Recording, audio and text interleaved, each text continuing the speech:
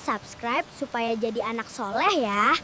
Kalau hujan turun, ada doa bagus yang bisa kita baca loh. Kalau hujan turun, kita bisa berdoa supaya hujannya jadi berkah.